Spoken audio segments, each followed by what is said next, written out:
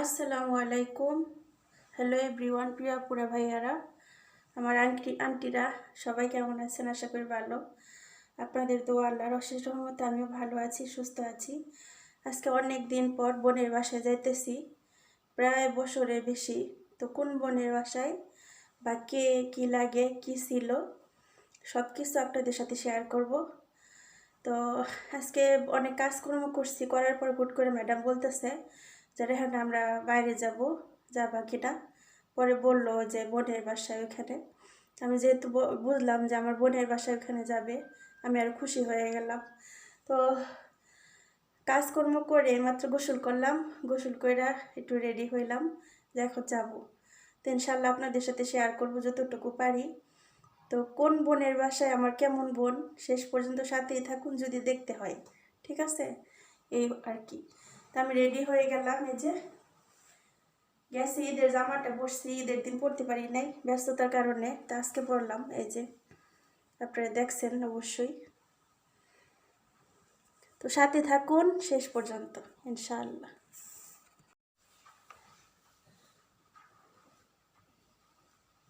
তো এই জামাটা পরলাম, এই যে লাল।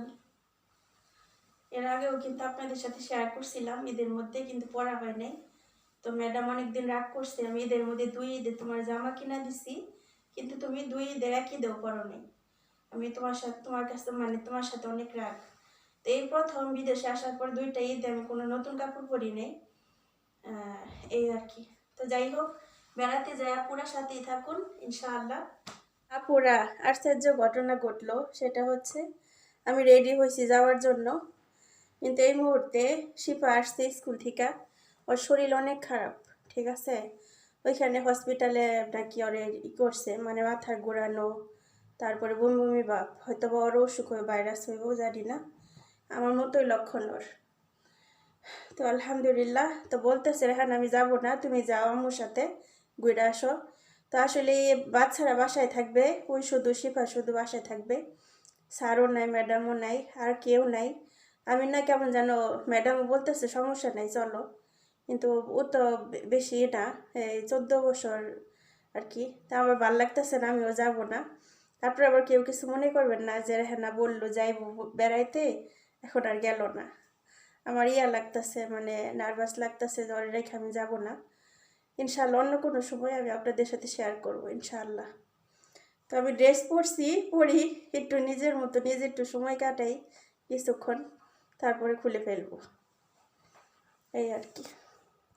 তো প্রিয় আপুরা, ইনশাআল্লাহ আজকে আর ভিডিও শেয়ার করব না, আজকে আর কোনো কিছু শেয়ার করব না। আজকে কেমন জানি মনটা খারাপ হয়ে গেল, এত আশা কইরা জামাটা পরলাম, নিজে একটু রেডি হইলাম, এই মুহূর্তে হঠাৎ করে বলতেছে যে না যাইব না। আর আসলে এই অশরীর যদি খারাপ না হইতো তাহলে অবশ্যই যাওয়া হইতো। তো হঠাৎ করে মেয়েটার শরীর খারাপ হয়ে গেল, তো এখন ওর জন্য কিছু একটা রান্না করে দিব। তো ভাল লাগতেছিল আজকে হঠাৎ করে, এই নতুন কাপড় পরলাম, তারপর একটু বাইরে যাব, সব মিলাইয়া মানে শরীরটা আলহামদুলিল্লাহ আজকে অনেকটা ভাল লাগতেছে, আপনাদের দোয়া আল্লাহর রহমতে অনেকটা ভাল লাগতেছে। কিন্তু শরীরে যে ভাইরাসটা আসছে এটা কিন্তু এখনো যায় নাই, কাটে নেই।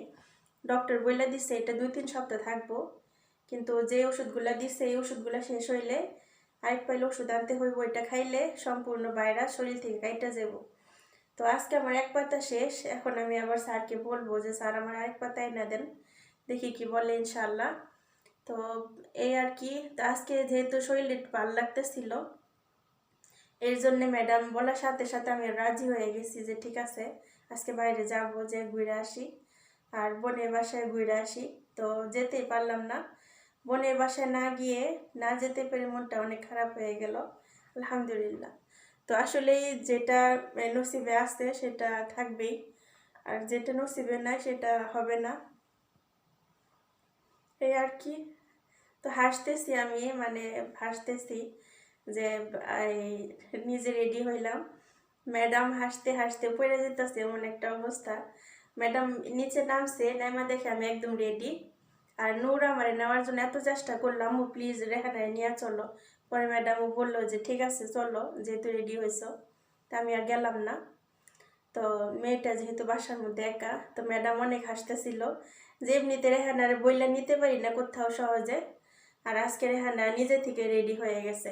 রেডি হয়েছি এর জন্যেই যাচ্ছে কয়েকদিন অসুস্থতার কারণে আমার মন মানসিকতা কেমন জানি স্টপ হয়ে গেছে, মানে একদমই কোনো ইয়া নেই ভালো লাগা, মানে নিজের আনন্দময় যে একটা সময় আর ভিতরে মনটা কেমন জানি লাগে। তার জন্য আমি বলতেছিলাম যে যাই হোক ওইখানে গেলে একটু হাঁটা চলা হইব, ওইখানে সবাই দেখা হইব, এর জন্য আরও রেডি হয়েছিলাম।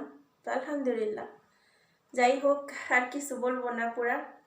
আপনারা ভালো থাকুন, সুস্থ থাকুন, ইনশাআল্লাহ অন্য কোনো ব্লগে আবার দেখা হবে, কথা হবে। আমারও হাসি উঠতেছে যে নিজে কোথাও যাই না সহজে, তারপর রেডি হইলাম আর এই মুহূর্তে আমি যাওয়াটাই অফ হয়ে গেল।